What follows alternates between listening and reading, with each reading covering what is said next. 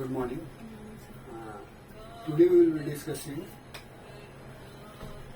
regarding investigation levels for use with recorded dose. मतलब basically जो भी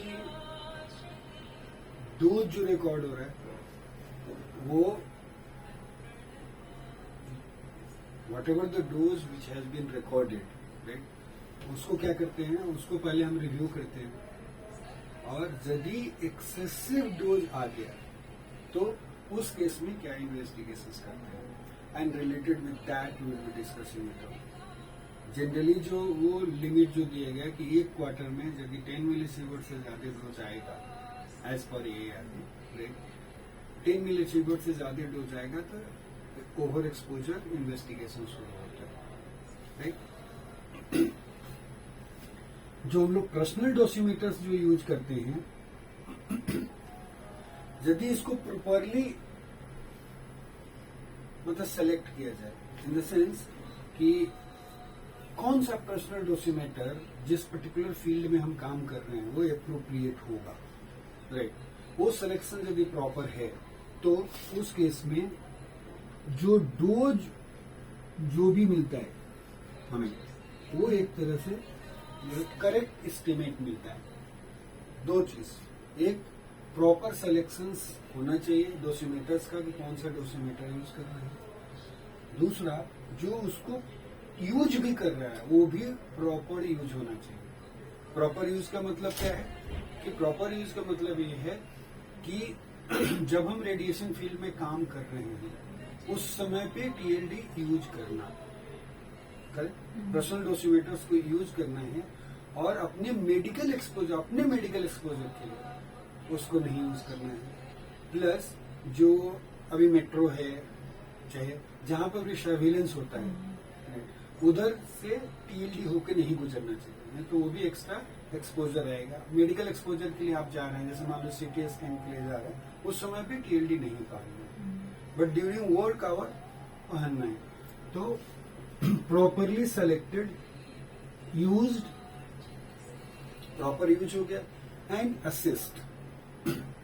असेस्ड जो भी असेसमेंट जो है डोज का it is by the qualified experts.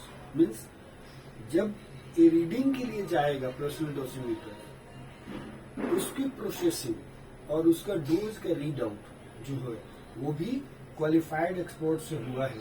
It means कि आपके पास प्रॉपर सिलेक्शन हो गया, one good things, plus use proper हुआ। तीसरा, डोज का असेसमेंट प्रॉपर हुआ। तो यदि ये तीनों कंडीशन सेटिस्फाई कर रहे हैं तो यूजुअली जो भी रिजल्ट जो आता है वो क्या आता है, एक्यूरेट एस्टिमेट आ जाता है एक्सटर्नल डोज कितना रिसीव किया पर्सन, राइट। हाउएवर जो डोज जो भी आएगा आपके पास जो मेजर हुआ डोसीमीटर से, ये सिर्फ एक इंडिकेशन है, right. What is that? It indicates, मतलब इंडिकेशन है, राइट। क्या इंडिकेशन है? Dose received by the worker, मतलब वो एक्सैक्ट एब्सोल्यूट नहीं है टोटल का, मतलब लेकिन वो इंडिकेशन है, इतना डोज उसको लगा होगा, करेक्ट, जो TLD ने मेजर किया। सो मेजर डोज जो है शुड, इसलिए क्या करना चाहिए हमें, मेजर जो भी मेजर डोज आया है शुड ऑलवेज बी इवेलुएटेड, उसको इवेलुएट करना है। इवेल्युएशन का मतलब क्या होता है कि वो सही है या नहीं है, राइट। सो इसलिए इवेल्युएट करना है to ensure that the recorded dose जो है it is a true representation of dose received by the worker, right. तो क्या करना है, तो उसको आपको मेजर डोज जो भी आया उसको इवेलुएट करना है। जैसे फॉर एग्जांपल जब हम लोगों के पास जो TLD का डोज रिकॉर्ड आता है तो उसको रिव्यू करते हैं, स्टाफ जो भी है उसको दिखाते हैं, करेक्ट, कि भाई आप देखो ये डोज, ये आपके डोज आएंगे। वो क्या सोचता है, वो देखता है कि पिछले क्वार्टर में या पहले जो मेरे डोज जो आ रहे थे वो इतने आ रहे थे, मैं जो भी काम कर रहा हूँ वो वही काम कर रहा हूँ, या उसने उस क्वार्टर में जिस क्वार्टर का वो रीडिंग इवेल्युएट कर रहा है वो उसको कंपेयर करता है अपने वर्क प्रैक्टिस से, राइट। कि उसके वर्क प्रैक्टिस से डोज कम हुआ या ज्यादा हुआ है, तो उसको क्या करना चाहिए, तो ये डिसीजंस लेता है वो, राइट। वही है मेनली इवेल्युएशंस का मतलब वही है। और दूसरी चीज कि जो एक्सपर्ट का इवेल्युएशन है उस बीच में क्या आएगा कि यदि उसको कोई पर्टिकुलर चीज है ऐसा लग रहा है कि उसने प्रैक्टिस सही करी फिर भी डोज ज्यादा आया है उसके एक्सपेक्टेशंस के हिसाब से, तो उस केस में एक्सपर्ट नॉलेज बीच में आएगा कि भाई क्या क्या चीजें हो सकती है, किस कारण से आया होगा। तो after discussing with the expert उसको समझ में आ जाता है कि भाई ये पर्टिकुलर चीजें जो हैं वो वहां पे फ्लॉज हुए होंगे and because of that work practice मेरा डोज ज्यादा आया या कम आया जो भी आया, राइट।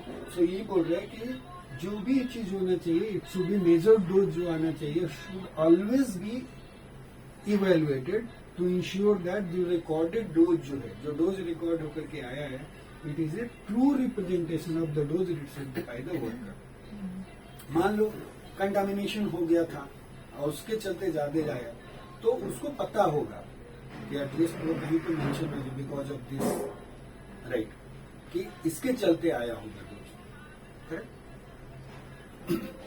अनएक्सपेक्टेड रिजल्ट जो है should be more fully investigated.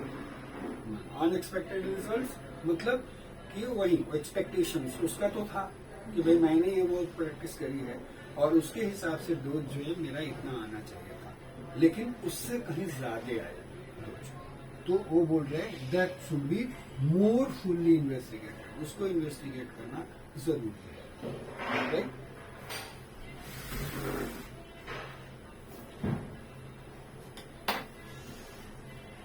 Accidental बोल रहे accidental exposure conditions can be reconstructed, right, can be to directly measure the dosage received by the worker, right।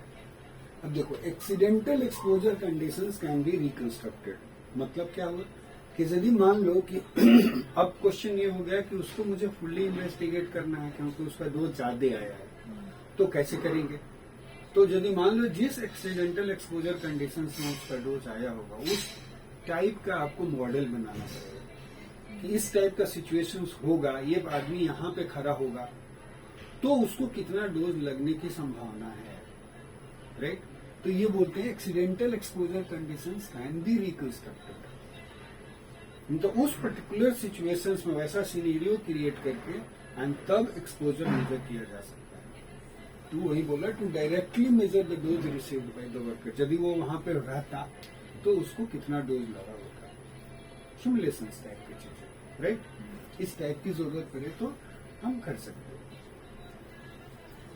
Additional personal monitoring should be considered, बोल रहे एक और भी चीज बोल रहे कि यदि जरूरत है तो एडिशनल पर्सनल मॉनिटरिंग भी आपको कंसीडर करना चाहिए, राइट। एडिशनल पर्सनल मॉनिटरिंग मतलब क्या की चीजें, जैसे फॉर एग्जांपल बोला इफ पर्सनल जो भी डोज है should exceed the agreed reference level, जैसे मान लो कि सच है 30 derived air concentrations per hour और 30 hour exposure of derived air concentrations, right.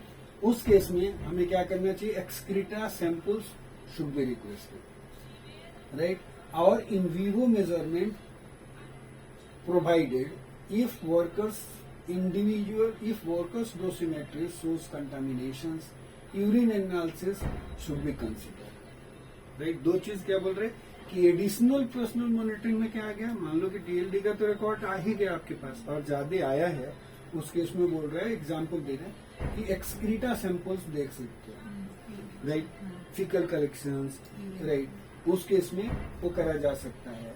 दूसरा बोल रहे हैं और in vivo measurement provided, in vivo measurement मतलब वही जो हम लोगों ने इन विवो क्वांटिफिकेशंस की बात करी थी कि उसको कैसे करते हैं कि उसके अंदर बॉडी में कितना डोज है, किसी ऑर्गन में यदि एक्यूमुलेटेड है तो ऑर्गन में डोज कितना है वो क्वांटिफाई करने का कोशिश करना चाहिए, या होल बॉडी मॉनिटरिंग करनी चाहिए, which we have already discuss in the previous lecture series. Right. तो वो मेथड भी अडॉप्ट करना चाहिए, वहां से आपको एडिशनल इंफॉर्मेशन मिलेगा, राइट। और यदि बोल रहे यदि कंटामिनेशन दिख रहा है आपको कि इसमें क्या है, जो भी डोसिमीटर्स जो है if it is found to be contaminated, right, तो उस केस में क्या करना चाहिए, यूरिन सैंपल भी आपको कंसीडर करना चाहिए।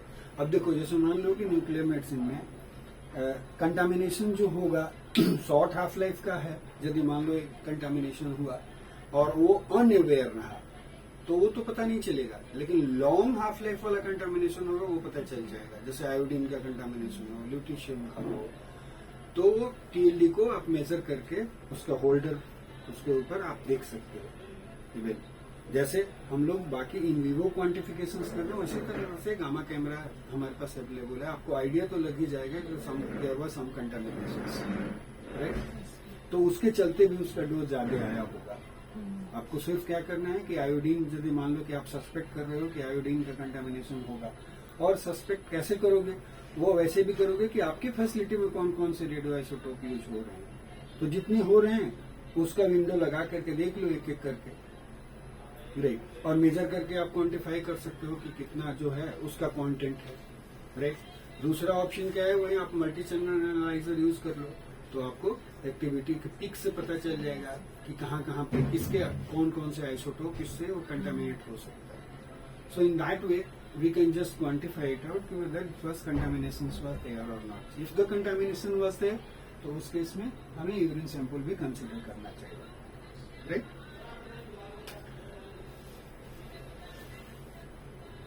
बोला डोसीमीटर रिजल्ट्स एक्सीडिंग 100 मिलीसीवर, राइट। यदि मान लो कि 100 मिलीसीवर से ज्यादा डोज आ गया ओवर एक्सपोजर में कभी कभी, तो it may be confirmed by chromosome aberrations analysis. जो हम लोगों ने क्रोमोसोम एवेरिएशन एनालिसिस में देखा था, ब्लड सैंपल्स लेते हैं, राइट, और उसको stimulate by injecting the biochemical, we stimulate the cell cycle, right, to multiply cells, और उसके बाद स्टेन करते हैं ताकि हम जेनेटिक मटेरियल जो है कैसे ग्रो कर रहा है उसको हम अंडर माइक्रोस्कोप ऑब्जर्व कर सकें।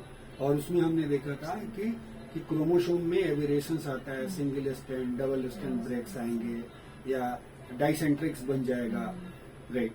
तो वो नंबर ऑफ डाइसेंट्रिक्स जो है वो काउंट करते हैं, और वहां से हमें पता चल जाएगा कि 100 मिलीसीवर से ज्यादा जा रहा है तो ब्लड में भी जाकर के चेंजेस आएंगे, करेक्ट। क्रोमोसोम एवेरिएशंस जो है it persist over many years. एक सबसे बड़ा एक इम्पोर्टेंट पॉइंट है जो उसको समझना जरूरी है। जब भी आप क्रोमोसोमल एवेरिएशन एनालिसिस कर रहे हो तो एक बार जो चेंजेस हुआ वो लगभग मान लो कि कई सालों तक वो कंसिस्ट करेगा। तो ऐसा ये बात का हमेशा ध्यान रखना चाहिए कि जो ओवर एक्सपोजर जब भी आप इन्वेस्टिगेट कर रहे हो, जस्ट उस क्वार्टर के पहले भी कभी उसको मेडिकल एक्सपोजर या बाकी एक्सपोजर ज्यादा लगे हैं क्या, क्योंकि हो सकता है कि उस मेडिकल एक्सपोजर और कोई ओवर एक्सपोजर उसके हुआ हो उसकी लाइफ में, तो उसका भी क्रोमोसोमल एवेरिएशन जो है वो एड ऑन होएगा। आप समझे कि जैसे मान लो कि टाइम पॉइंट है ना, मान लो कि इस टाइम पॉइंट पे आप आज ओवर एक्सपोजर का यहाँ पे हम इन्वेस्टिगेट कर रहे हैं, राइट, और इस क्वार्टर का है, मान लो हमारा क्वार्टर जो है वो ये है, लेकिन उसके पहले यदि उसको यहाँ पे लगा हुआ है पहले से एक्सपोजर, तो उसके चलते जो क्रोमोसोमल एवेरिएशन जो हुआ होगा वो भी तो परसिस्ट करेगा, और इधर जो हुआ होगा दोनों एड ऑन होकर के मेजर होगा। सो ये अवेयरनेस जरूरी है while investigating, right? So therefore, an investigation must take into account any medical exposures or prior occupational exposure. तो उसको पहले लगा है या नहीं लगा है क्रोमोसोमल एवेरिएशन से, राइट। तो जनरली जो है वो यही पॉइंट है investigation level for use with recorded data. दूसरी चीज, जब भी ये ज्यादा रिकॉर्ड्स आते हैं तो AERB जो इंडिया के लिए जो रेगुलेटरी अथॉरिटी है, उसने एलोरा के अपने वेबसाइट पे एक पर्टिकुलर फॉर्मेट बनाया है, राइट, जिस फॉर्मेट के अंदर आपको सारे इंफॉर्मेशन प्रोवाइड करनी होती है जिसका भी ओवर एक्सपोजर आया है उसे चेकलिस्ट है, कुछ फिल करना है आपको फॉर्मेट, और फिर उसको AERB को सबमिट करना, जिसमें RSO का सिग्नेचर होता है और एम्प्लॉयर और लाइसेंसी जो भी है उसका, with sign by endorse like that, कि हमने इन्वेस्टिगेशन कंप्लीट किया और ये सारी चीजें जो की हैं। उसके बाद वो अपने इन्वेस्टिगेशन देखते हैं whether they are satisfied with that और नॉट, या वो यदि कुछ बोलते हैं कि नहीं ये भी करने की जरूरत है तो then we have to perform, means कि उनके गाइडलाइंस क्या हैं उसको भी हमें फॉलो करना है, राइट। Thank you.